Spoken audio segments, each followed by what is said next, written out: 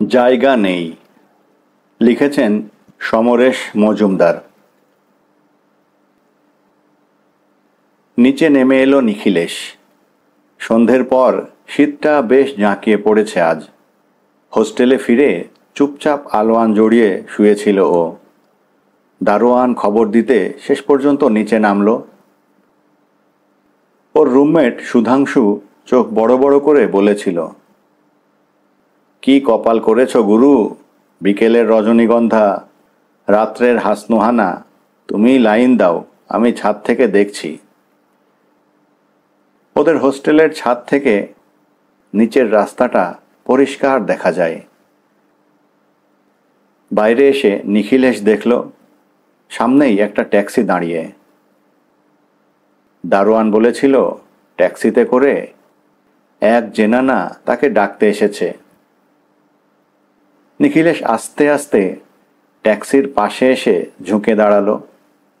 সাদা হলুদ পাড়ের শাড়ি, ঈষৎ মোটা এক মহিলা বসে আছেন একা, যার হাতে বেশ মোটা মকরমুখী সোনার বালা। আমায় খুঁজছেন? নিখিলেশ কথা বলার সময় ধীরে ধীরে বলে, ফলে গলাটা খুব নরম এবং রোমান্টিক শোনায়। আপনি নিখিলেশ রায়? বেশ শক্ত গলা মহিলার, কোনো জড়তা নেই, কথাগুলো সোজা আছড়ে পড়ে। হ্যাঁ, কিন্তু আপনাকে। নিখিলেশ দেখল ট্যাক্সির দরজা খুলে যাচ্ছে। ও একটু সরে দাঁড়াতেই ভেতরে আলো জ্বলে উঠল। দরজা খোলা। ভেতরে উঠে আসুন। গলার স্বর একটুও কাঁপল না। কি ব্যাপার বুঝতে পারছিল না, তবে মহিলাকে দেখে খুবই ঘরোয়া মনে হচ্ছে ওর। হয়তো কোনো কথা আছে যা বলতে সময় নেবে। নিখিলেশ মাথা নিচু করে ট্যাক্সিতে উঠে বসল। ভদ্রমহিলা ঝুঁকে দরজা বন্ধ করেই সুন্দর হিন্দিতে বললেন, চলিয়ে সর্দারজি, যাহা সে আয়া। কি করছেন কি? কোথায় নিয়ে যাচ্ছেন আমাকে? প্রায় চেঁচিয়ে উঠল নিখিলেশ। কি আশ্চর্য ব্যাপার! চুপ করে বসে থাকুন, প্রায় দাঁতে দাঁত চেপে বললেন মহিলা। বলার মধ্যে এমন একটা ভাব ছিল যে নিখিলেশ মুখ ঘুরিয়ে মহিলার দিকে তাকালো। ট্যাক্সির ভেতরে আলো কম, তবু একে খুব উত্তেজিত দেখাচ্ছে। ও বুঝতে পারছিল না কি ব্যাপার। কিন্তু আপনাকে আমি চিনি না, জানি না। আপনার প্রয়োজনটা কি? যদি না বলেন আমি নেমে যাচ্ছি। নিখিলেশ এবার উত্তেজিত। চিনবেন? ব্যস্ত কেন? মেয়েদের পেছনে ঘোরা ছাড়া তো আর কোনো কাজ নেই আপনার। আর নেমে যাওয়ার চেষ্টা করলে আমি চিৎকার করব। কেটে কেটে শব্দগুলো উচ্চারণ করলেন মহিলা। বিস্ময়ে নিখিলেশের মুখ দিয়ে প্রথমে কথা বেরোল না। মহিলাদের পেছনে পেছনে ঘোরা, উনি কি বলতে চাইছেন? কোন মহিলা? ছুটন্ত ট্যাক্সিতে বসে ও শীত লাগা দোকানপাট দেখল। কোথাও গোলমাল হয়ে গিয়েছে, এ হতেই পারে না।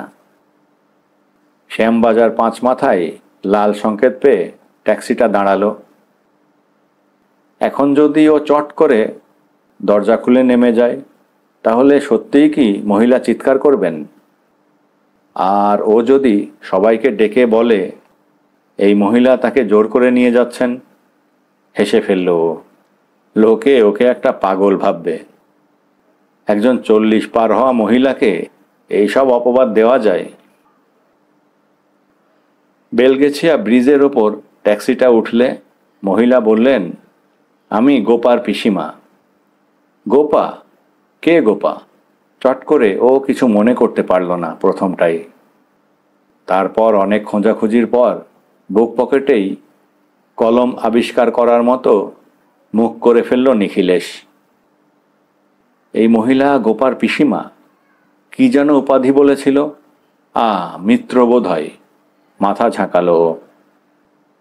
এক একটা মুখ আছে যার দিকে তাকালে মনে হয় বুকের মধ্যে কোথাও কিছু খালি জায়গা পড়ে আছে। গোপাকে দেখলে এই রকম মনে হয়। ওদের থেকে অনেক জুনিয়র মেয়ে, সবে ঢুকেছে। কদিন আগে অ্যাডমিশন হয়ে যেতেই নতুন ছেলেমেয়েরা এসে গেল, গোপাও এলো। বসন্ত কেবিনে বসে রুনু বলেছিল, নতুন একটা মেয়ে এসেছে, দারুণ দেখতে। নিখিলেশ বলেছিল, ভ্যাট, তোর যত নভিস ব্যাপার। মৃন্ময় মাথা নেড়ে জিজ্ঞেস করেছিল, কার কথা বলছিস? ওই কমলা রঙের শাড়ি, 3/4 ব্লাউজ, ঝালর দেওয়া। বাকিটা শুধরে নিয়েছিল রুনু। নভিস নয় ভাই, দেখলেই সূর্যমুখী ফুল মনে পড়বে, সূর্য খুঁজছে। আজ নিখিলেশ দেখল ওকে, লম্বা ছিপছিপে চেহারা, গায়ের রং বিকেলের রোদের মতো, হাঁটার সময় চিবুক গলার কাছে নামিয়ে রাখে। দেখলেই কোনো রকম দুষ্টুমি করার ইচ্ছে হয় না। তারপর ওরা বাজি ধরল নিজেদের মধ্যে, মেয়েটির সঙ্গে আলাপ করতে হবে, খানিকটা দূর হাঁটতে হবে, অথবা বসন্ত কেবিনে এসে চা খেতে হবে। যেন কিছুই নয়, এইভাবে নিখিলেশ এগিয়ে গেল। মেয়েটি তখন বাস স্টপে চুপচাপ দাঁড়িয়েছিল। মেয়েটি অনেক দূরে একটা টেম্পো আসছে দেখা যাচ্ছে, বাস ট্রাম নেই। দুহাত জড়ো করে নিখিলেশ ওর নিজস্ব হাসিটা হাসল। আমি নিখিলেশ, আমরা অরুণবাবুর ছাত্র, আপনি ও আমি, তাই আলাপ করতে এলাম। কেমন কেঁপে উঠল মেয়েটি, রুমাল দিয়ে চিবুক মুছল, তারপর মাটির দিকে তাকালো। মাফ করবেন, আপনি কেমন গম্ভীর হয়ে আছেন।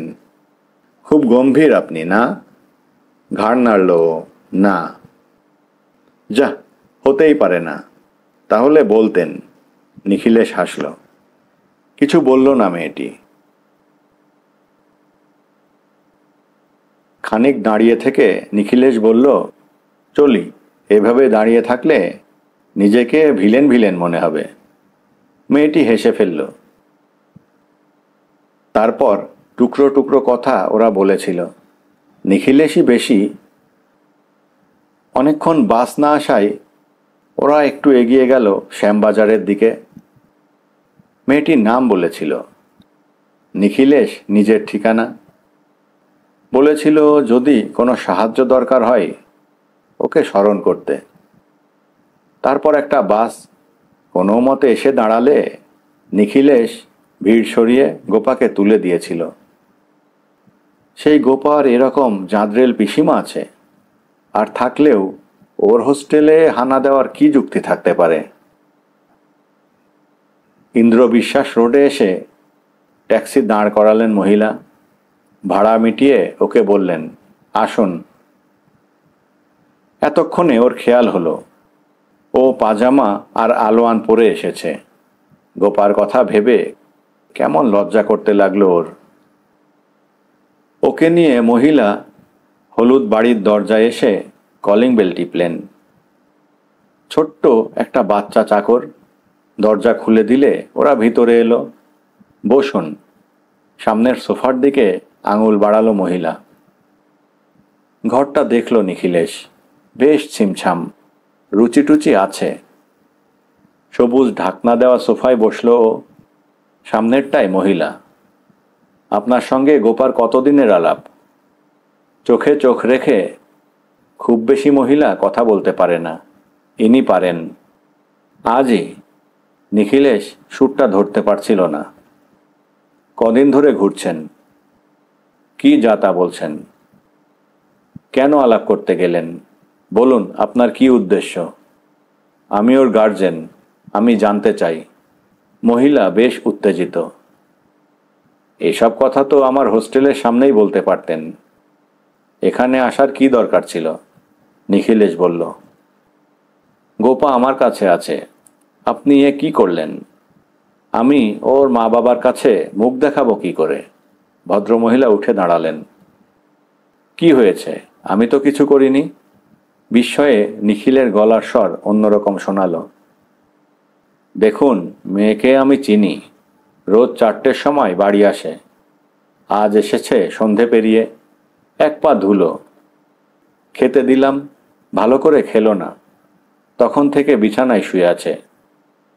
অনেক কষ্টে বের করতে পারলাম, ওর সঙ্গে আপনার আলাপ হয়েছে, ওকে ঠিকানা দিয়েছেন। দেখুন, আপনার কাছে আমার অনুরোধ, ওকে আর বিরক্ত করবেন না। ওর বাবা মার ইচ্ছে ছিল না কো এডুকেশনে পড়ে, আমি জোর করে। ঠিক এই সময় বাইরের ভেজানো দরজা খুলে গেল। নিখিলেশ দেখল একজন বৃদ্ধ ভদ্রলোক ঘরে ঢুকলেন। স্পষ্ট বোঝা যায় ওর পা টলছে। পুরো দস্তুর সাহেবী চেহারা, হাতে সুন্দর কাজ করা লাঠি, ছাই রঙা স্যুট পরনে, শরীর হালকা। ঘরে ঢুকতেই ভদ্রলোক বললেন, গিয়েছিলে? মহিলা বললেন, হ্যাঁ, এর নাম নিখিলেশ। সঙ্গে সঙ্গে ঘুরে দাঁড়িয়ে ওকে দেখলেন ভদ্রলোক। তারপর জড়ানো গলায় বললেন, ইউ। নিখিলেশ বুঝতে পারছিল না ও কি করবে। শেষ পর্যন্ত নমস্কার করল। লাঠিটা শূন্যে ঘুরিয়ে নমস্কারটা গায়ে ক্রাশ মেরে উড়িয়ে দিলেন তিনি। তুমি আমার ভাইজির সঙ্গে প্রেম করতে চাও? ঘাড় নাড়ল নিখিলেশ। না, আপনাদের ভুল হয়েছে, আমরা বাজি ধরেছিলাম। বাজি? কি যা তা বলছো?